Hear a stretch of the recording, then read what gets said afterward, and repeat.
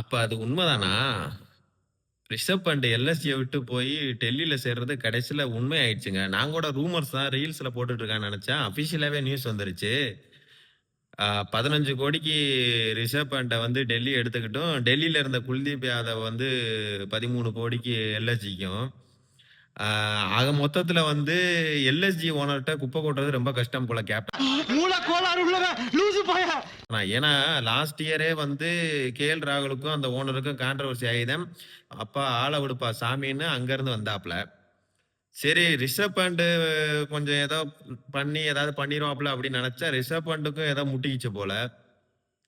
இப்ப எல்எஸ்ஜில வந்து இப்ப இருக்கிறதுல டஃப் ஜாப் எதுனா எல்எஸ்ஜியோட கேப்டனா இருக்கிறது தான் போல. இப்ப யார அடுத்து போட போறாங்கன்னு தெரியல. எனக்கு என்னமோ மிச்சல் மார்ஷ தான் போட போறாங்க அப்படின்ற மாரி எனக்கு தோணுது. பட் எதுவா இருந்தாலும் இது எப்படி தெரியுமா இருக்கு?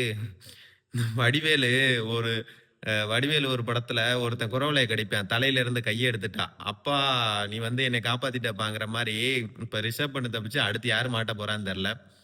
இப்ப டெல்லிக்கு ஒரு சவால் இருக்கு. இப்ப ஏன்னா ஆல்ரெடி வந்து கேஎல் ராகுல் இருக்கும்போதே அக்ஷர் பட்டேல் தான் கேப்டனு. இப்ப ரிஷப் பண்ட்டும் வந்துட்டா இப்ப கேப்டன் யார் இருப்பா?